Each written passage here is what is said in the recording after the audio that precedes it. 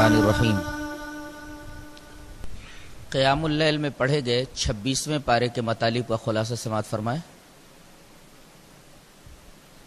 یہ پارہ سورہ احقاف سے شروع ہو رہا ہے۔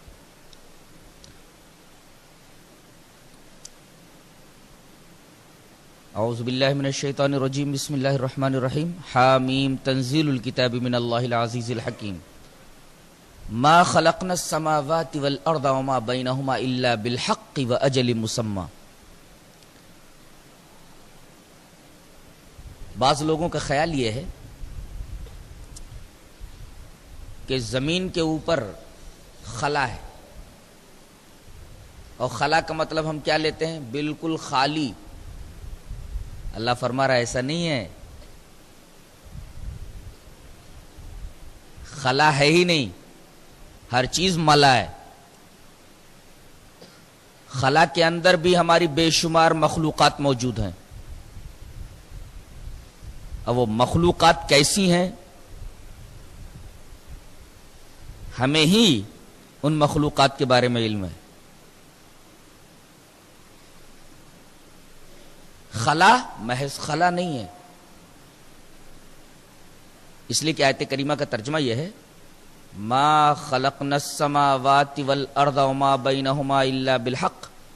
ہم نے آسمانوں کو اور زمینوں کو اور آسمانوں اور زمینوں کے درمیان جو کچھ ہے حق کے ساتھ پیدا کیا ہے۔ تو آسمانوں میں بھی مخلوق ہے،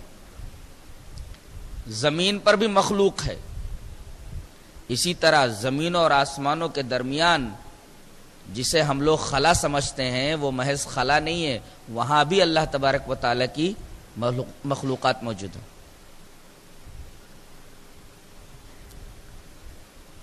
اس کے بعد ارشاد فرمایا جا رہا ہے، قُلْ أَرَأَيْتُمْ مَا تَدْعُونَ مِن دُونِ اللَّهِ أَرُونِي مَاذَا خَلَقُوا۔ یہاں سے یہ بتایا جا رہا ہے کہ دلیل کی 3 قسمیں ہوتی ہیں۔ ایک دلیل ہوتی ہے عقلی، ایک دلیل ہوتی ہے کتابی یعنی نقلی، اور ایک دلیل ہوتی ہے علمی اثر کے طور پر۔ جیسے کسی نبی کا قول ہو تو یہ علمی اثر ہے، عقل سے اس کو پروف کیا جا سکے، یہ عقلی دلیل ہوئی۔ یا تو کسی آسمانی کتاب میں ہو تو دلیل کی 3 قسمیں ہوں، عقلی، عقل سے اس کو پروف کیا جائے، نقلی یعنی کسی آسمانی کتاب میں وہ دلیل موجود ہو، اور تیسرے عقلی بھی نہ ہو، آسمانی کتاب میں بھی موجود نہ ہو، بلکہ وہ کسی نبی کا قول ہو، اس کو علمی اثر بولتے ہیں۔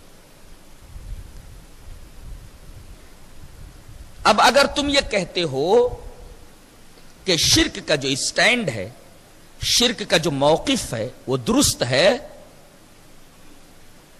تو شرک کے صحیح ہونے پر، درست ہونے پر کوئی عقلی دلیل لاؤ، کسی آسمانی کتاب کے اندر دکھا دو، یا کسی نبی کا کوئی علمی اثر پیش کر دو۔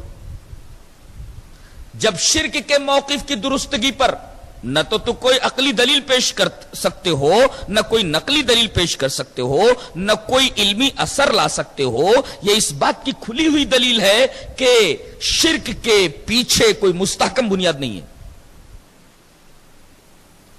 شرک کی عمارت بیس لیس ہے، شرک کا اسٹینڈ بیس لیس ہے، بے بنیاد ہے۔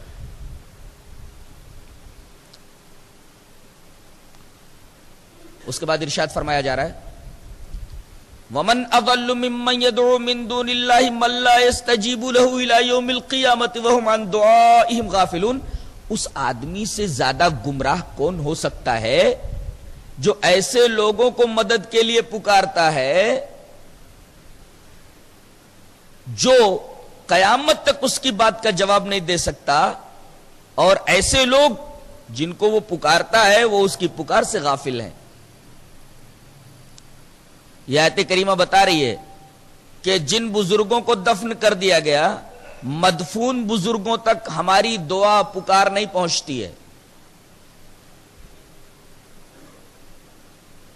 کچھ جاہل علماء نے اسے ایک شرعی عقیدے کی حیثیت دے رکھی ہے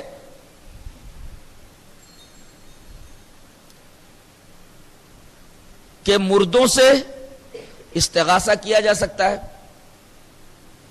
وہ ہماری باتیں سنتے ہیں، ہماری مدد کرتے ہیں، ہماری بگڑی بناتے ہیں.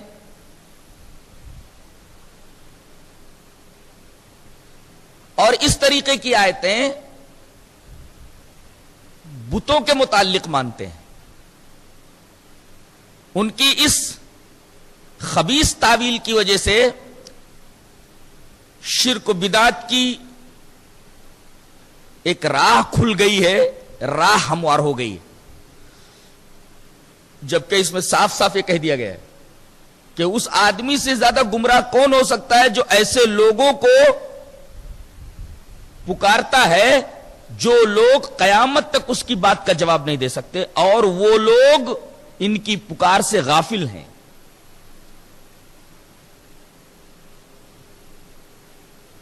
اگلی آیت کے اندر یہ فرمایا جا رہا ہے وَإِذَا حُشِرَ النَّاسُ كَانُوا لَهُمْ أَعْدَاءً وَكَانُوا بِعِبَادَتِهِمْ كَافِرِينَ. یہ جن کو اپنا معبود سمجھتے ہیں،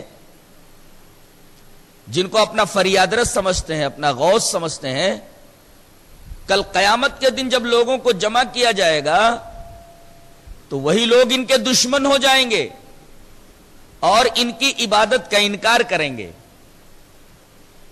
کہیں گے کہ ہم کو ان کی عبادت کے بارے میں کوئی علم نہیں تھا کہ یہ ہماری عبادت کر رہے تھے، نیز ہم نے ان سے یہ نہیں کہا تھا کہ تم ہماری عبادت کرو، ہمارے لیے نظر و نیاز کرو، ہماری قبروں پر چادریں چڑھاؤ، ہم سے مدد مانگو، ہم سے استغاثہ کرو. ہم نے تو ان سے نہیں کہا تھا. کل قیامت کے دن وہ ان کے دشمن ہو جائیں گے اور ان کی عبادت سے انکار کریں گے.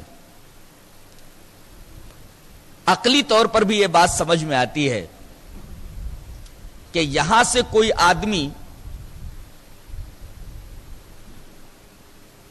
ایسے آدمی کو پکارے جو برزخ میں جا چکا ہے، مرنے کے بعد دفن کر دیا گیا. کیسے؟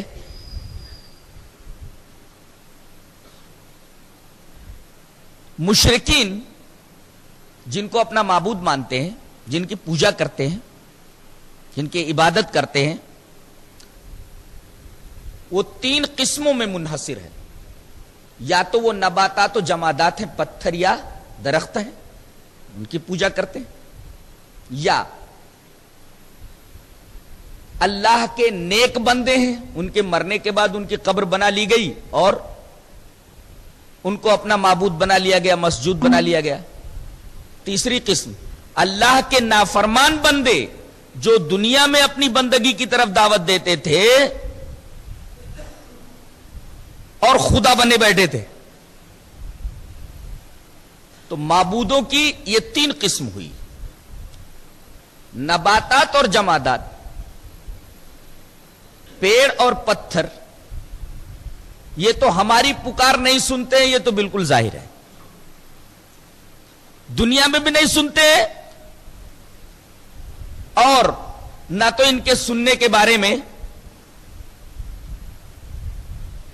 کوئی ایسی بات کہتا ہے یا اس کو تسلیم کرتا ہے. رہے وہ لوگ جو اللہ کے نیک بندے تھے اور وہ اپنی اپنی قبروں میں مدفون ہیں، ان تک ہماری بات نہیں پہنچ رہی ہے، اور اللہ اپنے فرشتوں کے ذریعے ہماری پکار کو ان تک نہیں پہنچا رہا ہے. کیوں؟ اس لیے کہ اگر اللہ ہماری آواز ان تک پہنچا دے یا فرشتوں کے ذریعے ہماری آواز ان تک پہنچا دے تو ان کو دکھ ہوگا. کیوں؟ اس لیے کہ وہ زندگی بھر جب تک دنیا میں زندہ رہے لوگوں سے یہی کہتے رہے کہ بھائی عبادت صرف اللہ کی ہونی چاہیے. اب جب ان کو یہ بات معلوم ہوگی کہ لوگ ہم کو معبود بنا بیٹھے ہیں تو ان کو بہت تکلیف ہوگی، اور اللہ تبارک و تعالی اپنے نیک بندوں کو مرنے کے بعد تکلیف نہیں پہنچانا چاہتا. اب رہے اللہ کے وہ برے بندے کہ ان کے مرنے کے بعد لوگوں نے ان کو اپنا معبود بنا لیا، ان تک بھی ہماری آواز اللہ نہیں پہنچائے گا، اور نہ فرشتوں کے ذریعے ہماری آواز وہاں تک پہنچائے گا۔ کیوں؟ اس لیے کہ اگر ہماری آواز وہاں تک پہنچ جائے یا فرشتوں کے ذریعے اللہ ہماری آواز ان تک پہنچا دے تو ان کو بہت خوشی ہوگی کہ جو ہم بیج بو کر کے آئے تھے اب اس کی فصل پک چکی ہے، اور ہمارا جو عقیدہ تھا اور ہمارا جو مشن تھا، ہماری جو تحریک تھی، وہ بہت پھل پھول رہی ہے۔ اس طرح ان کو بہت خوشی ہوگی، اور اللہ اپنے نافرمان بندوں کو مرنے کے بعد خوش ہوتے نہیں دیکھنا چاہتا۔ اس طرح عقلی طور پر بھی اگر دیکھا جائے تو مرنے کے بعد مرنے والوں تک ہم اپنی آواز نہیں پہنچا سکتے، وہ ہماری پکار سے بالکل غافل ہیں۔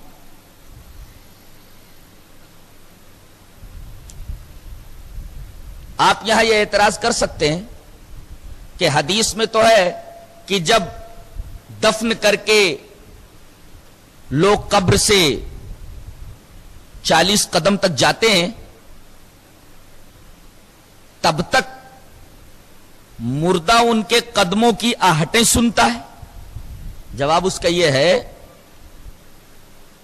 کہ اسی خاص وقت کے لیے اللہ تبارک و تعالی ان کے قدموں کی آہٹیں سنا دیتا ہے، تاکہ اگر وہ نافرمان بندے ہیں تو ان کی حسرت میں اضافہ ہو کہ جن کے لیے ہم نے حلال و حرام کی تمیز دنیا میں نہیں کی، دیکھو کس طرح اکیلا چھوڑ کر کے بے بس و تنہا یہاں سے جا رہے ہیں۔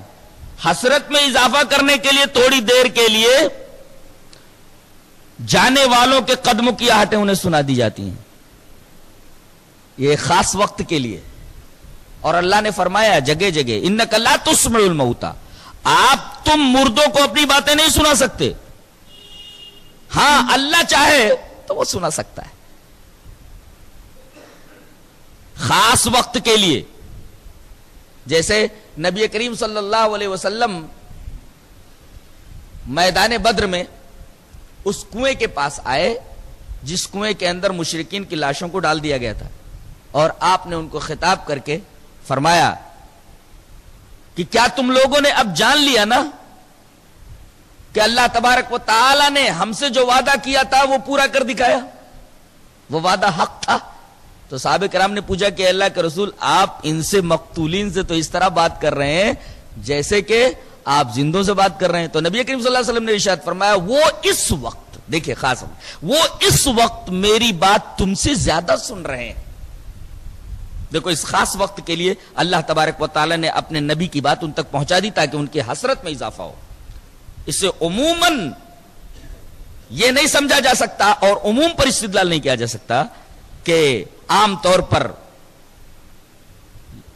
ہم لوگوں کی باتیں مردے سنتے ہیں۔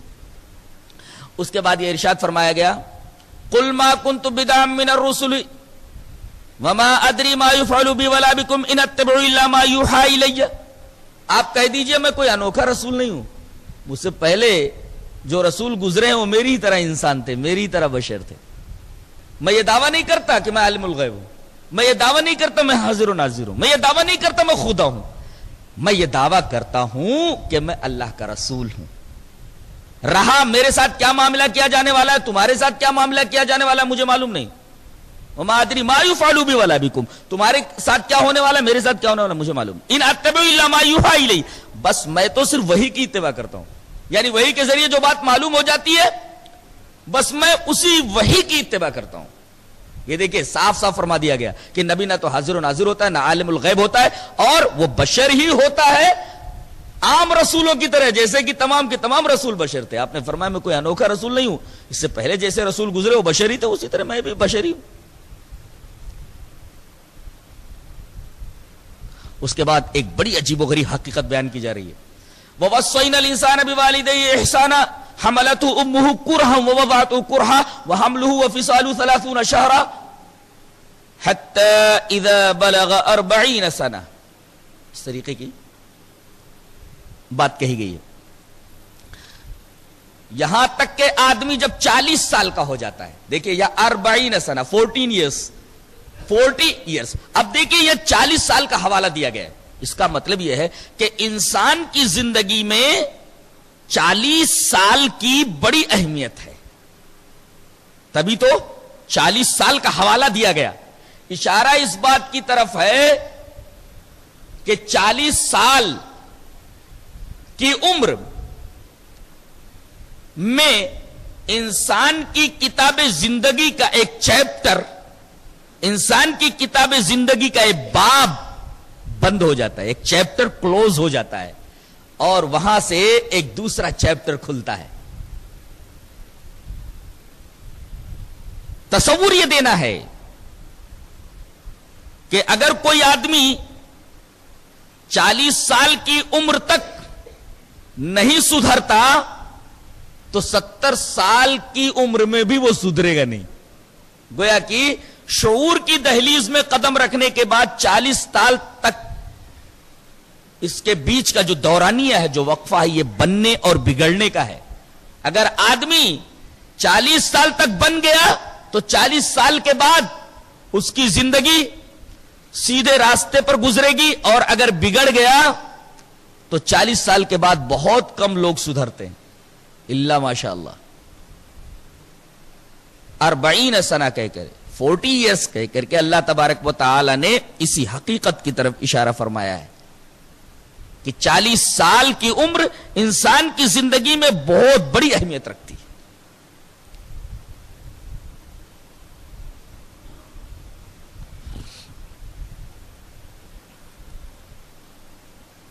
اس کے بعد سورہ محمد شروع ہوتی ہے.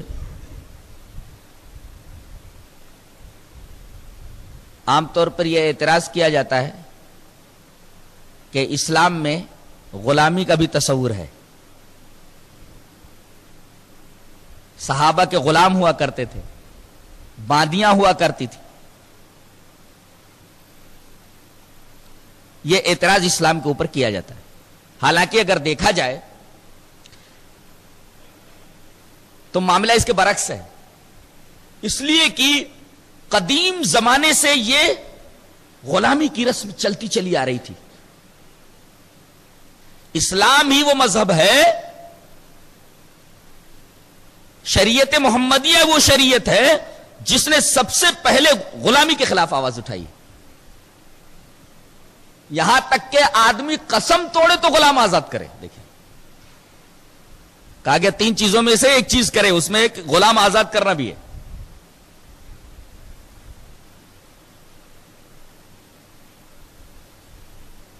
قتل خطا کے معاملے میں غلام آزاد کرنا ہے، کفارے زہار میں غلام آزاد کرنا ہے، کسی اور خوشی میں غلام کو آزاد کرنا ہے. اسلام ہی نے دھیرے دھیرے غلامی کو ختم کرنے کی راہ ہموار کی ہے. غلامی کے اس تصور کو اسلام ہی نے ختم کرنے کی کوشش کی ہے. اس نے تو آواز اٹھائی کہ انسان کو غلام کیسے بنایا جا سکتا ہے جبکہ اللہ تعالی نے انہیں آزاد پیدا کیا ہے.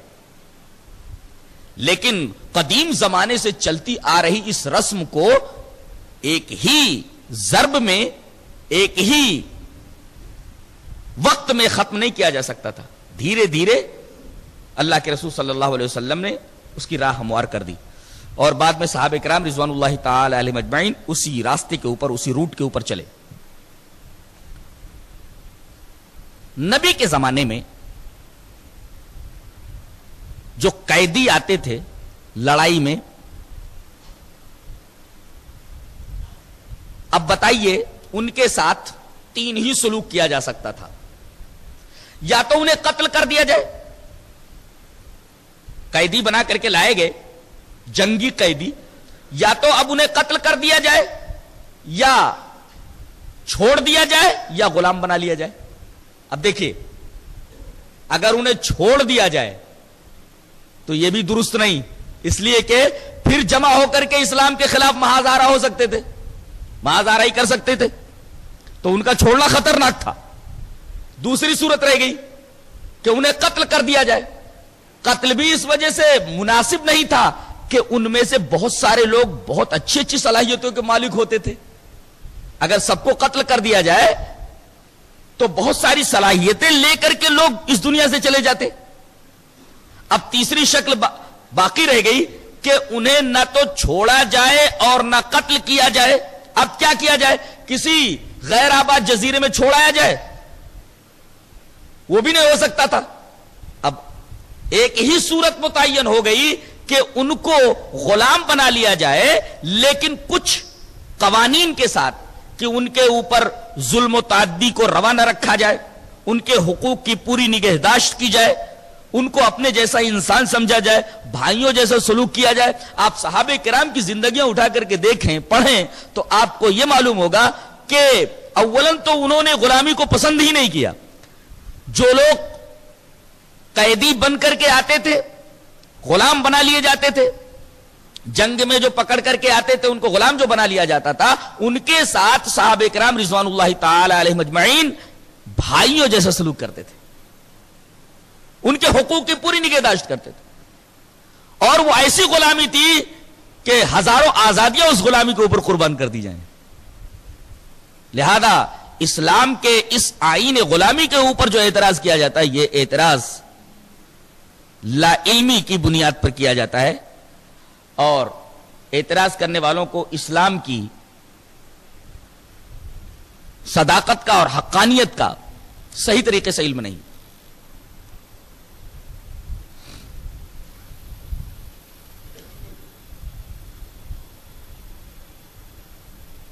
اس کے بعد سورہ فتح شروع ہوتی ہے. سورہ فتح کے اندر اللہ تبارک و تعالی نے ارشاد فرمایا، انا فتحنا لك فتحا مبینا لیغفر لك اللہ ما تقدم من ذنبك وما تاخر ویتم نعمته عليك ویہدیک صراطا مستقیما. یہ سورہ کریمہ سورہ فتح صلح حدیبیہ کے موقع پر نازل ہوئی. نبی کریم صلی اللہ علیہ وسلم 1500 صحابہ کرام کو مدینہ سے لے کر کے عمرہ کی غرض سے نکلے. حدیبیہ کے مقام پر آپ کو روک لیا گیا کہ آپ کو حرم میں داخل نہیں ہونے دیا جائے گا، آئندہ سال آئیں، اور انہی شرائط کے ساتھ. کچھ شرائط کے اوپر آپ نے صلح کر لیا. ان میں ایک شرط یہ تھی کہ 10 سال تک طرفین میں جنگ نہیں ہوگی. بظاہر صحابہ کرام کو ایسا لگ رہا تھا کہ یہ صلح بہت دب کر کی گئی ہے، لیکن اللہ تبارک و تعالی اس کو فتح مبین کہہ رہا ہے. انا فتحنا لک فتحا مبینا. صحابہ کرام کو بعد میں یہ بات معلوم ہوئی کہ اس صلح کو اللہ تبارک و تعالی نے فتح مبین کیوں کہا ہے. اس لیے کہ 10 سال تک جب لڑائی بند ہو گئی طرفین میں، تو اب ایک دوسرے سے لین دین، ایک دوسرے سے ملنا جلنا، تبادلے خیالات، اسلام کے محاسن کا اظہار، اس سے اتنا اچھا اثر پڑا کہ اتنے لوگ اس دور میں ایمان لائے کہ اس سے پہلے اتنے لوگ اتنی تیزی کے ساتھ ایمان نہیں لائے تھے. اسی وجہ سے اس کو فتح مبین کہا گیا. اور اللہ تبارک و تعالیٰ نے اس کے ضمن میں نبی کریم صلی اللہ علیہ وسلم کے تعلق سے ایک بات کہی، لیغفر لک اللہ ما تقدم من ذنبک وما تاخر، تاکہ اللہ تبارک و تعالیٰ کے آپ کے اگلے پچھلے گناہوں کو معاف کر دے. سوال یہ ہے کہ نبی تو معصوم ہوتا ہے، اس کے لیے ذنب کا لفظ استعمال کیوں کیا گیا؟ ذنب تو گناہ کے معنی میں آتا ہے. تمہارے اگلے پچھلے گناہوں کو معاف کر دے گا. نبی تو معصوم ہوتا ہے، اس نے تو گناہ کیا ہی نہیں ہوتا ہے، تو پھر اس کے اگلے پچھلے گناہ کے معاف کر دینے کا کیا مطلب ہے؟ تو جاننا چاہیے کہ یہاں ذنب کا جو مطلب ہے وہ گناہ کے معنی میں نہیں ہے، بلکہ غیر اولا، غیر افضل. ایک کام ہوتا ہے افضل اور ایک کام ہوتا ہے غیر افضل. دوسرے لوگ کر سکتے ہیں اس کو، چاہے افضل کریں چاہے غیر افضل کریں، دونوں جائز ہیں. لیکن نبوت کا مقام اتنا اعلیٰ ہوتا ہے کہ اگر وہ کوئی غیر افضل کام کر لے تو اللہ تبارک و تعالیٰ کی نگاہ میں اسے گناہ سمجھا جاتا ہے. ہم لوگوں کے اعتبار سے وہ گناہ نہیں ہے. اللہ تبارک و تعالیٰ نے نبیوں کو جو مقام دے رکھا ہے نبوت اور رسالت کا، اور جو تقرب حاصل ہے انبیاء کرام کو اللہ تبارک و تعالیٰ سے، اس تقرب کی بنا پر اگر افضل کو چھوڑ کر کے غیر افضل پر عمل کر لیا جائے تو اللہ تبارک و تعالیٰ اسے ذنب سے تعبیر کرتا ہے، اور اس پر نبیوں کو تہدید کرتا ہے، زجر و توبیخ کرتا ہے، ڈانٹتا ہے کہ تم نے افضل کو چھوڑ کر کے غیر افضل کیوں اختیار کیا. تو اسی کی طرف اشارہ ہے کہ جو آپ سے غیر افضل کام ہو گئے ہیں، اللہ تبارک و تعالی ان غیر افضل کاموں کے بارے میں یہ اعلان کرتا ہے کہ وہ غیر افضل کام جو آپ سے سرزد ہوئے ان کو ہم نے معاف کر دیا، اگلے پچھلے تمام جو ایسے اعمال تھے۔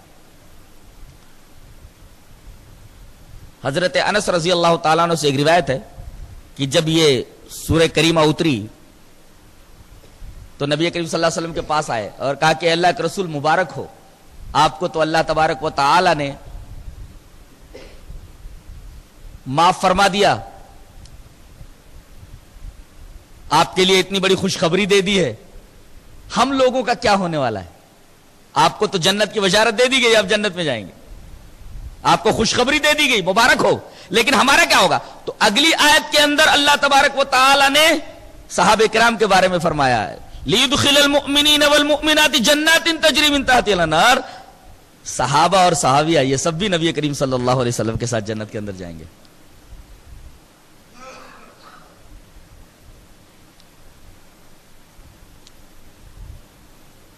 اس کے بعد ایک بات فرمائی جا رہی ہے کہ وَلَوْلَا رِجَالٌ مُؤْمِنُونَ وَنِسَاءٌ مُؤْمِنَاتٌ لَمْ تَعْلَمُوهُمْ أَن تَطَؤُوهُمْ فَتُصِيبَكُم مِّنْهُمْ مَعَرَّةٌ بِغَيْرِ عِلْمٍ لِيُدْخِلَ اللَّهُ فِي رَحْمَتِهِ مَن يَشَاءُ لَوْ تَزَيَّلُوا لَعَذَّبْنَا الَّذِينَ كَفَرُوا مِنْهُمْ عَذَابًا أَلِيمًا۔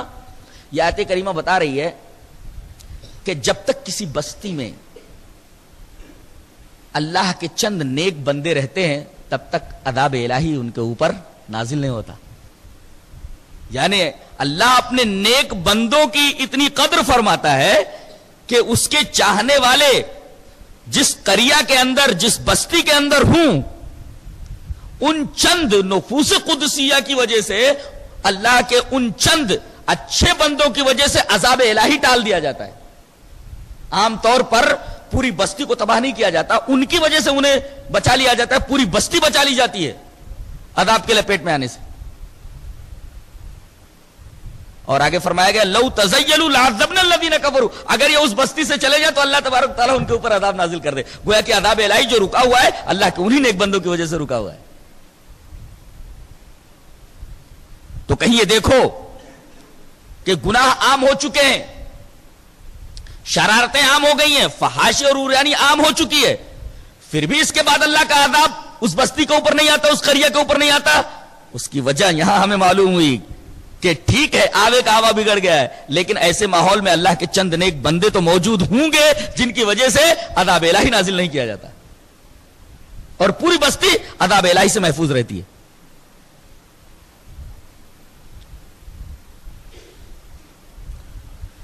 اس کے بعد سورہ حجرات شروع ہوتی ہے، فرمایا گیا یا ایھا الذین آمنوا لا تقدموا بین یدی اللہ ورسولہ واتقوا اللہ، اے ایمان والو اللہ اور اس کے رسول سے آگے نہ بڑھو۔ اللہ اور اس کے رسول سے آگے بڑھنے کا کیا مطلب ہے؟ قرآن پیش کیا جائے، حدیث پیش کی جائے، اور کوئی کہے میرا پیر یہ کہتا ہے، میرا امام یہ کہتا ہے، میرا مولوی یہ کہتا ہے، تو یہ اللہ اور اس کے رسول سے آگے بڑھنا ہوا۔ آگے فرمایا گیا یا ایھا الذین آمنوا لا ترفعوا اصواتکم فوق صوت النبی، اے ایمان والو اپنی آواز کو نبی کی آواز پر اونچا نہ کرو۔ اس کے دو مطلب ہو سکتے ہیں، یعنی عام طور پر جیسے تم چلا کر کے کسی دوست کو بلاتے ہو، کسی عام انسان کو بلاتے ہو، میرے نبی کو پکارنے کا یہ انداز نہیں ہونا چاہیے جو عام لوگوں کے لیے تم استعمال کرتے ہو۔ اور میرے نبی سے جب بولو تو اس میں ادب اتنا ملحوظ ہونا چاہیے کہ بولتے وقت تمہاری آواز پست ہونی چاہیے، میرے نبی کی آواز سے تمہاری آواز اونچی نہ ہو۔ اس آیت کو سننے کے بعد بعض صحابہ کرام نے تو بولنا ہی بند کر دیا تھا ڈر کے مارے کہ کہیں آواز نبی کی آواز پر اونچی نہ ہو جائے، گھبراتے تھے بات کرتے ہوئے۔ اور ایک مطلب یہ بھی ہے کہ کوئی فتویٰ قرآن و سنت میں غور و فکر کے بغیر نہ دیا جائے، اور اگر کوئی فتویٰ دے بھی دیا گیا اور اگر اس کی غلطی واضح ہوتا ہے تو فتوے سے مفتی کو رجوع کر لینا چاہیے۔ عام حالت یہ ہے کہ مفتی جب کوئی فتویٰ دے دیتا ہے تو اپنے فتوے سے رجوع نہیں کرتا، اس لیے کہ اگر رجوع کر لے تو اس کی ناک کٹ جائے گی نا۔ 17ویں پارے کے اندر ایک واقعہ بیان کیا گیا ہے کہ ایک بکری والے کی بکریاں ایک کھیت والے کی کھیتی میں پڑ گئیں اور پوری کھیتی کا صفایا کر گئیں۔ کھیتی والے نے حضرت داؤد علیہ السلام کیا مقدمہ دائر کیا وَدَاوُدَ وَسُلَيْمَانَ اِذْ يَحْكُمَانِ فِي الْحَرْثِ اِذْ نَفَشَتْ فِيهِ غَنَمُ الْقَوْمِ، غنم مانے بکری. یہ مقدمہ دائر ہوا حضرت داؤد علیہ السلام کیا. حضرت داؤد علیہ السلام نے یہ فیصلہ سنا دیا کہ یہ ساری بکریاں کھیت والے کو دے دی جائیں. بیچارہ وہ بکریوں والا بہت مایوس ہو کر کے نیچے اترا. حضرت سلیمان علیہ السلام نیچے تھے, کہنے لگے کیا فیصلہ ہوا؟ ابا نے کیا فیصلہ کیا؟ کہا کہ یہی فیصلہ ہوا ہے کہ میری بکریاں کھیت والے کو دے دی گئی, میرے پاس تو اب کچھ بھی نہیں رہا. حضرت سلیمان علیہ السلام نے فرمایا ابا نے جو فیصلہ کیا بالکل غلط ہے. حضرت داؤد کو معلوم ہوا کہ میرے اس فیصلے کے اوپر میرے بیٹے نے تنقید کی ہے, بلایا, کہا کہ میرے بچے میں نے جو یہ فیصلہ کیا اس میں کہاں غلطی ہے؟ کہا کہ ابا فیصلہ اس طرح ہونا چاہیے تھا کہ کھیتی والے سے یہ کہا جائے کہ تو بکریاں رکھ لے اور یہ کھیتی بکریوں والے کو دے دی جائے. کھیتی والا بکریوں کے دودھ سے استفادہ کرے اور بکریوں والا کھیتی لے کر کے اس کے اندر پھر سے بیج ڈالے, اور جب فصل اس مرحلے میں آ جائے جس مرحلے میں بکریوں نے داخل ہو کر کے فصل کو تباہ کیا تھا, کھیتی والے کو دے دی جائے اور بکریاں بکریوں والے. دیکھیں حضرت داؤد علیہ السلام نے حضرت سلیمان علیہ السلام کی تنقید پر اپنے فیصلے سے رجوع کر لیا. بڑے نے چھوٹے کے کہنے پر اپنے فیصلے سے رجوع کیا جبکہ فیصلہ غلط تھا. ایسے ہی مفتیوں کو چاہیے کہ اگر فیصلہ غلط ہو گیا تو اپنے فیصلے سے رجوع کر لیں, اپنے فتوے سے رجوع کر لیں. لیکن یہاں کوئی بھی مفتی فتویٰ دینے کے بعد اپنے فتوے سے رجوع نہیں کرتا, اس لیے کہ اس کی ناک کا مسئلہ آ جاتا ہے کہ اگر رجوع کر لیں گے ہم تو دنیا کیا کہے گی کہ مفتی صاحب کو کچھ معلوم نہیں ہے, چاہے پوری قوم جہنم کے راستے پر چلنے لگے, ان کو کوئی فکر نہیں ہے. یہاں فرمایا گیا کہ اگر کوئی فتویٰ غلط دے دیا جائے تو اس کا غلط ہونا اگر واضح ہو جائے تو فتوے سے رجوع کر لیا جانا ضروری.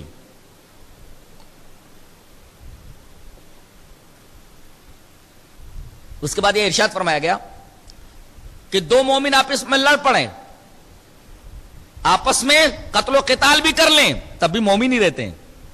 اس لیے کہ اہل سنت والجماعت کا یہ عقیدہ ہے کہ گناہ کبیرہ سے آدمی کافر نہیں ہوتا, گناہ کبیرہ کا مرتکب کافر نہیں ہوتا.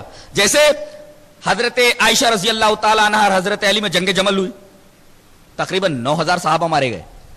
جنگ صفین حضرت علی اور حضرت معاویہ کے درمیان ہوئی, 90,000 مسلمان مارے گئے, لیکن دونوں حق کے اوپر ہیں. اس طرف کے بھی مارے جانے والے شہید, اس طرف کے بھی مارے جانے والے شہید, اس لیے کہ یہ لڑائی جو ہوئی غلط فہمی کی بنیاد پر ہوئی.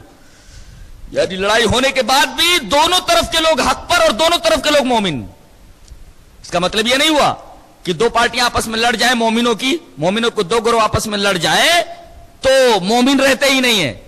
اگر کوئی جو ہے قتل ہو جائے تو اس قتل ہو جانے کی وجہ سے کوئی کافر ہو گیا, دائرہ اسلام سے نکل گیا, ایسا نہیں ہے. بلکہ اگر غلط فہمی کی بنیاد پر ایسا قتل و قتال ہو جائے تو آدمی دائرہ اسلام سے خارج نہیں ہوتا. اس کے بعد کچھ اخلاقی تعلیمات دی جا رہی ہیں. پہلے ایک آگے انما المؤمنون اخوہ, تمام مومن آپس میں بھائی بھائی ہیں.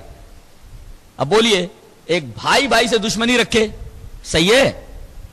بھائی کو تو بھائی کا ساتھ دینا چاہیے. ایک خون ہے, ایک ماں سے پیدا ہوئے ہیں, ایک باپ سے پیدا ہوئے ہیں, سگے بھائی ہیں, ایک دوسرے کے مخالف ہیں. یہاں کہا گیا انما المؤمنون اخوہ, مومن آپس میں بھائی بھائی ہیں. ایمان کا رشتہ تمام مسلمانوں کو ایک بندھن میں باندھ دیتا ہے, ایک لڑی میں پرو دیتا ہے, اور ایمان کے اس رشتے سے تمام کے تمام مومن ایک دوسرے کے بھائی ہو جاتے ہیں. اب یہاں بھائی کہا گیا تمام مومنوں کو, کیا مطلب ہے؟ اگر کسی مومن کے اندر کوئی غلطی دیکھو تو اس کو اچھالتے مت پھرو, بلکہ اس معاملے میں تمہیں آئینے کی طرح ہو جانا چاہیے. المؤمن مرآت المؤمن, مومن مومن کا آئینہ ہے. آئینے کی خصوصیت ہے کہ جب تک آدمی آئینے کے سامنے رہتا ہے, آئینہ منہ کے اوپر تمہاری خوبصورتی اور تمہاری بدصورتی بتائے گا. آئینے سے ہٹ گئے آئینہ خاموش ہو جاتا ہے, بلینک ہو جاتا ہے. ایسے ہی تم اپنے مومن بھائی کے لیے رہو, اس کی غلطی اس کے منہ پر بتاؤ, وہ سامنے سے ہٹ جائے تو پیٹ پیچھے اس کی غیبت کرتے مت پھرو اور اس کی برائیاں بیان کرتے مت پھرو. یہ اخوت کا تقاضا ہے. ایک بھائی ہونے کا فرض ہے۔ اس کے بعد یہ فرمایا جا رہا ہے یا ایھا الذین آمنوا لا یسخر قوم من قوم عسى ان یکونوا خیرا منہم، اے ایمان والو تم میں سے کوئی دوسرے کا مذاق نہ اڑائے۔ ایک ہوتا ہے مذاق کرنا، ایک ہوتا ہے مذاق اڑانا۔ مذاق کرنا جائز ہے، مذاق اڑانا جائز نہیں ہے، اس لیے کہ مذاق اڑانے میں سامنے والے کے دل کو تکلیف پہنچتی ہے، اور اس میں جو مذاق اڑاتا ہے وہ اپنے آپ کو سامنے والے سے برتر سمجھتا ہے۔ تو مذاق کرنے کی تو اجازت ہے لیکن مذاق اڑانے کی اجازت نہیں ہے۔ نبی کریم صلی اللہ علیہ وسلم بھی مذاق فرماتے تھے۔ ایک بوڑھی آئی اور کہنے لگی کہ اللہ کے رسول میرے لیے دعا فرما دیجیے میں جنت میں جاؤں۔ آپ نے فرمایا کوئی بھی بڑھیا جنت میں نہیں جائے گی۔ آپ نے مذاق فرمایا، رونے لگی، کہا کہ اللہ کے رسول آپ نے فرما دیا کوئی بڑھیا جنت کے اندر۔ کہا اللہ کی بندی کوئی بڑھیا سچ مچ جنت میں نہیں جائے گی، سب کو جوان کر کے جنت کے اندر بھیجا جائے گا، تو بھی جوان ہو کر کے جنت میں جائے گی۔ ایک صاحب آئے اور کہا کہ اللہ کے رسول مجھے اونٹ دے دیجئے، مجھے بہت دور جانا ہے، میں پیدل سفر نہیں کر سکتا۔ تو اللہ کے رسول صلی اللہ علیہ وسلم نے فرمایا ہم تمہیں اونٹنی کا ایک بچہ دیں گے۔ اس آدمی نے کہا کہ اللہ کے رسول اونٹنی کا بچہ لے کر کے کیا کروں گا، سواری کے قابل ہی نہیں ہوگا۔ کہا کہ اللہ کے بندے ہر اونٹ کسی اونٹنی کا بچہ ہی ہوتا ہے۔ تو اس طریقے کا مذاق نبی کریم صلی اللہ علیہ وسلم بھی فرمایا کرتے تھے۔ تو ایک ہے مذاق کرنا، اس کی اجازت ہے، مذاق اڑانے کی اجازت نہیں۔ مذاق کرنا اس کی اجازت، مذاق اڑانا اس کی اجازت نہیں۔ اس کے بعد یہ فرمایا گیا وَلَا تَلْمِزُوا أَنفُسَكُمْ، لمز مت کرو۔ ایک ہے حمز، ایک ہوتا ہے لمز۔ وَيْلٌ لِّكُلِّ ہُمَزَةٍ لُمَزَةٍ، تباہی ہے ہمزہ کے لیے، لمزہ کے لیے۔ یہ ہمزہ کیا ہوتا ہے، لمزہ کیا ہوتا ہے، حمز کیا ہوتا ہے، لمز کیا ہوتا ہے؟ فعل سے کسی کو تکلیف پہنچانا یہ ہے حمز، اور اشارے سے کسی کو تکلیف پہنچانا یہ ہے لمز۔ فعل سے کسی کو تکلیف پہنچانا، ہاتھ سے یا کسی اشارے سے، فعل سے آدمی اپنے کسی عمل سے کسی کو تکلیف پہنچائے تو یہ تو ہے حمز۔ اور اگر اشارے سے جا رہے ہیں حضرت، اگر اشارے سے اس کو تکلیف پہنچا رہا ہے تو یہ ہے لمز۔ حمز اور لمز دونوں سے منع کیا گیا۔ وَلَا تَلْمِزُوا أَنفُسَكُمْ، اور ایک فرمائے گا وَلَا تَنَابَزُوا بِالْأَلْقَابِ، کسی کا برا نام مت رکھو، کسی کا برا نام مت رکھو۔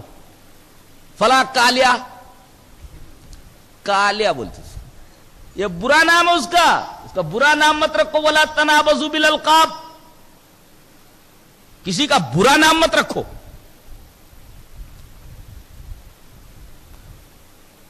اور دیکھو وَلَا يَغْتَبْ بَعْضُكُمْ بَعْضًا، تم میں سے بعض کی غیبت نہ کرے۔ غیبت کی شناعت اور قباحت اس طرح بیان کی گئی، أَيُحِبُّ أَن يَأْكُلَ لَحْمَ أَخِيهِ مَيْتًا فَكَرِهْتُمُوهُ، کیا تم میں سے کوئی یہ پسند کرے گا کہ اپنے مردار بھائی کا گوشت کھائے؟ اللہ، اس کا مطلب یہ کہ غیبت بہت ہی قبیح فعل ہے۔ ایک تو وہ گوشت حیوان کا نہیں ہے، انسان کا ہے، اور دوسرے تیرے بھائی کا ہے۔ گوشت وہ حیوان کا نہیں، انسان کا ہے، یہ سوچ پہلے۔ اور دوسرے وہ گوشت انسان کا ہے لیکن تیرے بھائی کا ہے، دو۔ اور تیسرے یہ کہ بھائی مرا ہوا ہے، مردار بھائی کا گوشت، اللہ، اس کی قباحت اور شناعت کس طرح وعدے کی گئی۔ ایک تو وہ حیوان کا گوشت نہیں ہے، انسان کا گوشت ہے، اور انسان بھی کون، تیرا بھائی، اور بھائی بھی کیسا، مردہ۔ یعنی پیٹ پیچھے اگر کسی کی آپ برائی بیان کریں تو یہ غیبت ہے۔ ظاہر ہے کہ اس کی حالت جس کی آپ برائی کر رہے ہیں مردے کی سی ہو گئی، اس لیے کہ اگر سامنے بولتے تو وہ دفاع کرتا، اگر آپ مردے کو کچھ بولنے لگے تو وہ بیچارہ دفاع نہیں کر سکتا۔ ایسے ہی آپ اس کے پیٹ پیچھے اس کی برائی کر رہے ہیں تو وہ سن ہی نہیں رہا، دفاع ہی نہیں کر پائے گا نا، تو وہ مردے کی طرح ہو گیا۔ اللہ تبارک و تعالی نے بڑی پیاری تشبیہ دی ہے کہ پیٹ پیچھے کسی کی غیبت مت کرو، برائی مت کرو۔ بولنا ہو تو اس کے منہ پر بول دو، آئینے کی طرح، جس طرح آئینہ ہوتا ہے، جب تک سامنے ہے آپ کا حسن اور آپ کی بدصورتی، حسن و قبح دونوں بیان کر دے گا، سامنے سے ہٹ جائے گا آئینہ بلینک ہو جاتا ہے۔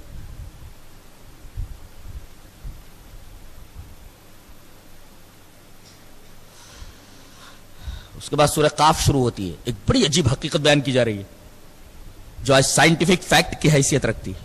قد علمنا ما تنقص الارض منهم وعندنا کتاب حفیظ، ہمیں یہ علم ہے کہ کہ زمین کیا چیز کم کر رہی ہے. کیا بات ہے اللہ. یعنی آدمی جب زمین میں دفن کر دیا جاتا ہے تو اس کا سارا بدن مٹی نہیں ہوتا, مٹی اس کے پورے بدن کو نہیں کھا پاتی, بلکہ ایک چیز ہمیشہ باقی رہتی ہے. اللہ فرما رہا ہے مٹی اس کے پورے بدن کو نہیں کھا پاتی, ایک حصہ ہے جو باقی رہتا ہے اور اسی حصے سے ہم تمہیں دوبارہ زندگی عطا کریں گے. حدیث پاک میں اسے عجب الذنب کہا گیا ہے. وہ کبھی نہیں سڑتا, ہزاروں سال تک ویسے ہی رہتا ہے, ہزاروں سالوں تک ویسے ہی پڑا رہتا ہے. وہ اشارہ اس بات کی طرف ہے کہ یہ ڈی این اے ہے, انسان کا ڈی این اے ہے. لاکھوں برس تک یہ ڈی این اے خراب نہیں ہوتا اور مٹی اس کو نہیں کھا سکتی. اور عجیب بات تو یہ ہے کہ انسان کا ڈی این اے الگ ہے. اس کا مطلب جس کا جو ڈی این اے ہے قیامت کے دن اس کے ڈی این اے سے اسی کو پیدا کیا جائے گا, دوسرے کے ڈی این اے سے دوسرا آدمی نہیں پیدا ہو سکتا. جس آدمی کا جو ڈی این اے تھا اس سے وہی آدمی پیدا کیا جائے گا. ڈی این اے ہی اصل ہوتا ہے اور وہی مٹی کے اندر رہتا ہے اور مٹی اسے نہیں کھا پاتی ہے. یہ عجیب حقیقت, اس حقیقت کا انکشاف قرآن حکیم نے سورہ قاف میں کیا ہے. قد علمنا ما تنقص الارض, زمین کیا کم کر رہی ہے ہمیں اس کا علم ہے. وعندنا کتاب حفیظ, اور حفاظت کس چیز کی جا رہی ہے وہ بھی ہماری نگاہوں کے سامنے ہے. وہ محفوظ ہے, حفیظ, ایک چیز محفوظ ہے اور ہم اسی سے انسان کی تخلیق دوبارہ کریں گے.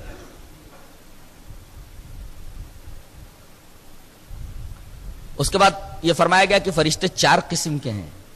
2 تو یہاں بیٹھے ہوئے ہیں. اذ یتلقى المتلقیان عن الیمین وعن الشمال قعید, دائیں بائیں 2 لکھنے والے بیٹھے ہوئے ہیں. ما یلفظ من قول الا لدیہ رقیب عتید, آدمی جو بھی اپنی زبان سے کوئی بات نکالتا ہے فوراً اس کو لکھ لیا جاتا ہے, فوراً لکھ لیتے ہیں. برا لفظ نکالتا ہے تو بائیں والے لکھ لیتا ہے, اچھا لفظ نکالتا ہے, اچھی حرکت کرتا ہے تو دائیں والے لکھ لیتا ہے. یہ دونوں زندگی بھر اچھائی اور برائی لکھتے رہتے ہیں. یہ 2 فرشتے ہوئے اعمال لکھنے والے, دائیں اور بائیں. 2 فرشتے اور ہوں گے جس کے بارے میں اگلی آیت کے اندر ذکر کیا گیا. وَجَاءَتْ كُلُّ نَفْسٍ مَّعَهَا سَائِقٌ وَشَهِيدٌ, ایک ہے سائق اور ایک ہے شہید. اس کا مطلب یہ کہ انسان جب پیدا ہوتا ہے تو اس کے ساتھ ایک فرشتہ ہوتا ہے, جیسے ایک شیطان اس کے ساتھ ایک فرشتہ. یہ فرشتہ ہمیشہ اس کے ساتھ رہتا ہے, یہ وہ گواہ ہوگا. اگر کوئی آدمی یہ کہے گا کہ میں نے یہ کام نہیں کیا, یہ جو کچھ لکھا ہوا سب غلط ہے, تو اللہ تبارک و تعالی اس گواہ کو پیش کرے گا کہ تیری پیدائش کے ساتھ زندگی بھر تیرے ساتھ تھا, یہ اس نے تیری ہر حرکت دیکھی ہے اور تیری ہر حرکت کے اوپر اس کو گواہ بنا کر کے لایا جائے گا. وہ شہادت دے گا, وہ گواہی دے گا. تو یہ تو شہید اس کو کہا گیا. اور ایک سائق, ہکالنے والا, ویسے عربی میں سائق ڈرائیور کو بولتے ہیں, اور ہانکنے والا. ایک فرشتہ وہ ہوگا جو انسان کو ہانک کر کے جہنم تک لے جائے گا, اس کو سائق کہتے ہیں. یہ 4 فرشتوں کا ذکر یہاں کیا گیا. اس کے بعد ایک بڑی عجیب حقیقت کا, بلکہ عظیم حقیقت کا انکشاف کیا جا رہا ہے. یوم تشقق الارض عنہم سرا ذلک حشر علینا یسیر, کہ جب سور پھونکا جائے گا تو جانتے ہیں انسان کی پوری تشکیل اور پوری تکمیل کہاں ہوگی؟ قبر کے اندر ہی, قبر کے باہر نہیں. قبر کے اندر ہی پوری تشکیل اور تکمیل ہو جائے گی. جیسے بچہ اس وقت تک باہر نہیں آتا جب تک کہ ماں کے پیٹ میں اس کی پوری تشکیل اور تکمیل نہ ہو جائے, مکمل ہونے کے بعد باہر آتا ہے.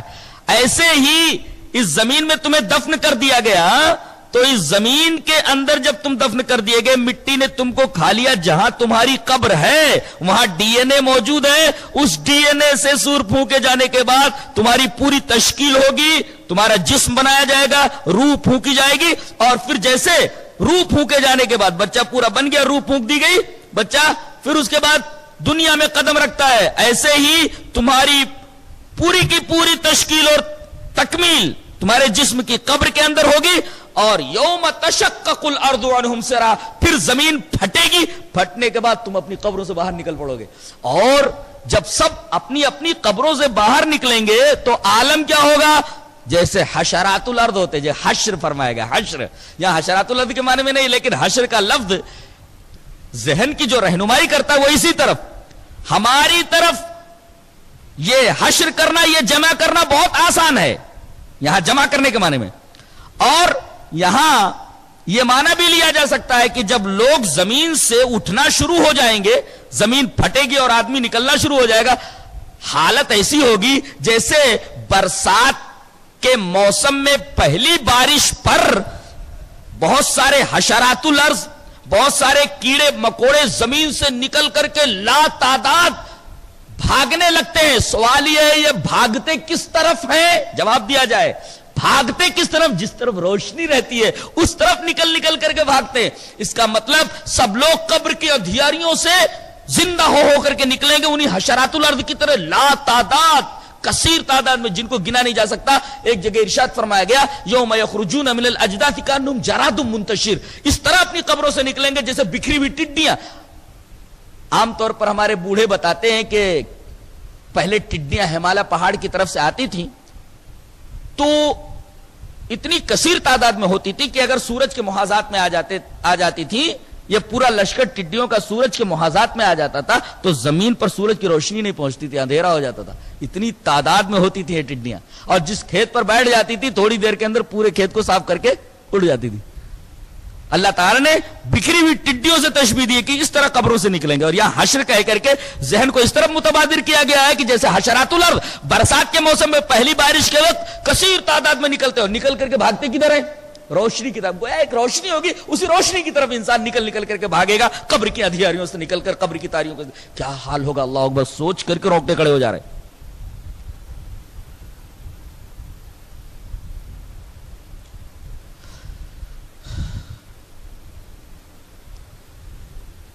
ایک بڑی اہم بات اس پارے میں سورہ فتح کے اندر تھی،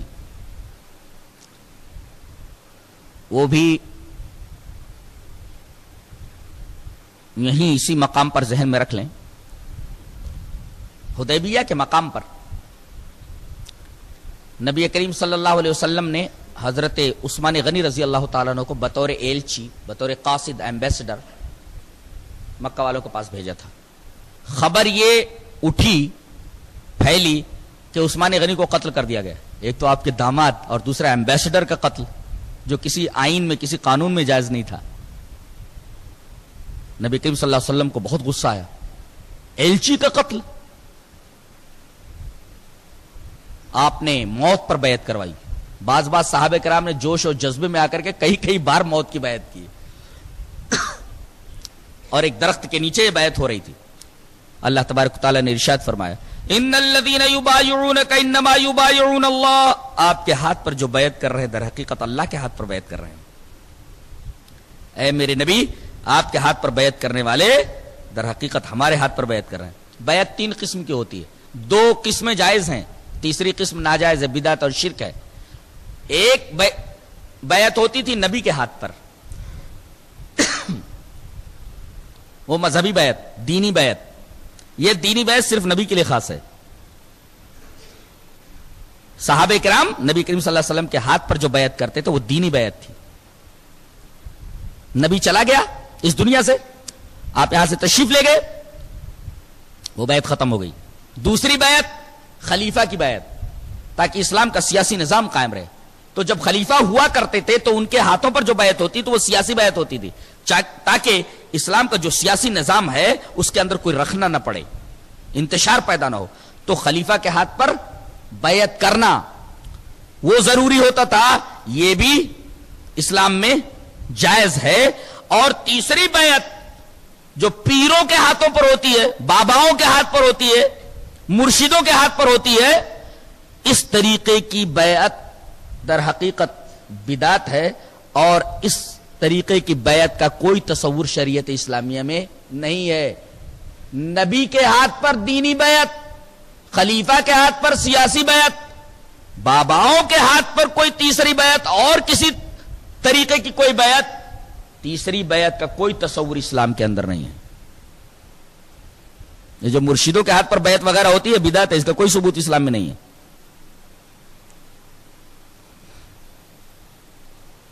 اس کے بعد باس بادل موت کے لیے ایک بڑی عجیب و غریب دلیل دی جا رہی ہے کہ تمہیں ایسا لگتا ہے کہ مرنے کے بعد لوگوں کو کیسے زندہ کیا جائے گا، یہ تمہارے لیے مشکل ہے۔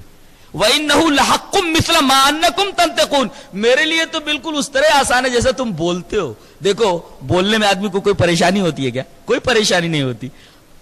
بلا تکلف آدمی بولتا رہتا ہے، بلا تکلیف آدمی بولتا رہتا ہے. تو جیسے تمہیں بولنے میں تکلیف نہیں ہوتی تمہارے لیے بہت آسان ہے، ایسے ہمیں مردوں کو زندہ کر دینا آسان ہے. جیسے تمہارا بولنا آسان ہے ویسے ہمیں مردوں کا زندہ کر دینا آسان ہے.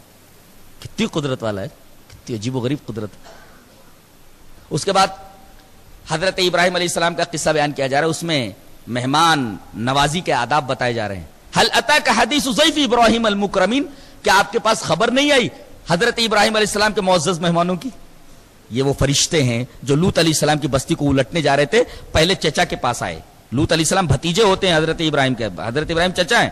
تو پہلے حضرت ابراہیم خلیل اللہ کے پاس یہ فرشتے آئے، اور جیسے ہی آئے آپ کو علم ہے کہ انہوں نے آتے ہی سلام کیا وغیرہ. تو اس واقعے کے اندر مہمان نوازی کے آداب بتائے گئے ہیں. پہلے یہ کہ آنے والا سلام کرے، جیسے فرشتوں نے آتے ہی سلام کیا جو انسانی شکل میں تھے. پھر اس کے بعد صاحب خانہ سلام کا جواب دے. پھر انہیں خاص جگہ بٹھائے، بٹھا کر کے چپکے سے کھسک جائے. چپکے سے کھسک جائے کیا مطلب؟ بیٹھے رہو یہیں میں چلا نہ، چپکے سے کھسک جائے، جو کچھ حاضر ہے لے آئے. یہ نہ پوچھے آپ چائے پیئیں گے، یہ نہ پوچھے آپ کھانا کھائیں گے، بلکہ چپکے سے بغیر پوچھے چلا جائے اور جو کچھ حاضر ہے لا کر کے رکھ دے. اور بہتر یہ ہے کہ گوشت لا کر کے مہمان کے سامنے پیش کرے. تمام کھانوں میں سب سے اچھی چیز گوشت ہے. حضرت ابراہیم وہی لائے، بھنا ہوا بچڑا لے کر کے آئے. اچھا کبھی کبھی ایسا ہوتا ہے کہ مہمان جب کھانے لگتا ہے تو شرماتا ہے. آتے ہیں بھوک سے قل ہو اللہ پڑھ رہی ہوتی ہیں، لیکن شرم اور لحاظ سے چھوٹے چھوٹے لقمے توڑتا ہے. جبکہ اگر صاحب خانہ موجود نہ ہو تو ایک روٹی ایک نوالا بنا کر کے کھا جاوے، لیکن تکلف سے چھوٹے چھوٹے نوالے بنا رہا ہے. اس طریقے کا تکلف اگر ہو، بتایا گیا کہ اس کا تکلف دور کیا جائے. یہ کہا جائے اللہ تاکلون، ارے ارے کھا کیوں نہیں رہے، کھاؤ کھاؤ. جیسے وہاں دیکھا گیا کہ فرشتوں کے ہاتھ کھانے کی طرف نہیں بڑھ رہے ہیں، تو حضرت ابراہیم علیہ السلام نے یہ سمجھا شاید شرما رہے ہوں، کہنے لگے اللہ تاکلون، کھا کیوں نہیں رہے، کھائیے کھائیے. تو کوئی شرمائے یا جھجک محسوس کرے تو اس کا حوصلہ بڑھانے کے لیے کہ بھئی اچھی طریقے سے کھا، اللہ تاکلون، کھاؤ کھاؤ، تکلف مت کرو. اس کے تکلف کو اس طرح دور کرنا چاہیے. بعد میں یہ پتا چلا کہ یہ اللہ کے فرشتے ہیں. ان کی بیوی یہ سب دیکھ رہی تھی، حضرت سارہ علیہ السلام پردے کے پیچھے سے، پردے کی اوٹ سے دیکھا کہ بڑے میاں کیسے گھبرا گئے تھے اور اب دیکھو کیسے خوش ہو گئے. پہلے گھبرا رہے تھے کہ دشمن نہ ہو، پتا چلا کہ یہ فرشتے ہیں تو اب کس قدر خوش ہو گئے. دیکھو ہنسی، وہ فضحکت، ہنسی کی آواز جب فرشتوں نے سنی تو انہیں اسحاق کی بشارت دی، اور اسحاق کے بعد یعقوب کی بشارت دی. یعنی بیٹے کی بھی بشارت دے دی اور پوتے کی بھی بشارت دے دی. اللہ کس طریقے کی بشارت ہے دیکھو. یعنی ابراہیم علیہ السلام کے بیٹے حضرت اسحاق ہیں اور اسحاق کے بیٹے یعقوب ہیں. تو فبشرنا باسحاق و یعقوب، یعنی اسحاق کی بھی خوشخبری دے دی اور یعقوب کی بھی خوشخبری دے دی کہ ابھی سے تم دادا بھی بن گئے اور باپ بھی بن گئے. یعنی بیٹے کی بھی خوشخبری ہم دیتے ہیں اور پوتے کی بھی خوشخبری ہم دیتے ہیں. تو کہنے لگی یہ کیسے ہو سکتا ہے؟ ایک تو میرے یہ شوہر بڈھے، اب اس بڑھاپے کے اندر آدمی بچہ پیدا کرنے کے قابل نہیں رہتا ہے، اور دوسرے میں بڑھیا، میں بھی عمر کے ایسے مرحلے میں آ گئی ہوں کہ عام طور پر بچہ نہیں ہوتا، اور دوسرے بڑھیا ہونے کے ساتھ ساتھ میں بانجھ بھی ہوں. اللہ یقین، میں بانجھ بھی ہوں، بانجھ بھی ہوں. جوانی میں بھی بچے نہیں ہوئے، میں بانجھ ہوں اور اب تو بڑھیا ہو گئی ہوں. تو ایک تو میرے شوہر بوڑھے، دوسرے میں بڈھی، اور تیسرے میں بانجھ ہوں. بچہ ہوگا کیسے؟ فرشتوں نے کہا کہ اللہ تبارک و تعالیٰ کی قدرت پر تمہیں کوئی انکار ہے، اس پر کوئی شک ہے؟ اللہ تبارک و تعالیٰ جب چاہے کسی کو بھی بچہ دے سکتا ہے. اور سچ مچ اس موسم میں، اس مرحلے میں بھی، عین بڑھاپے کے عالم میں بھی اللہ تبارک و تعالیٰ نے حضرت ابراہیم علیہ السلام کو سارہ سے اسحاق دیا.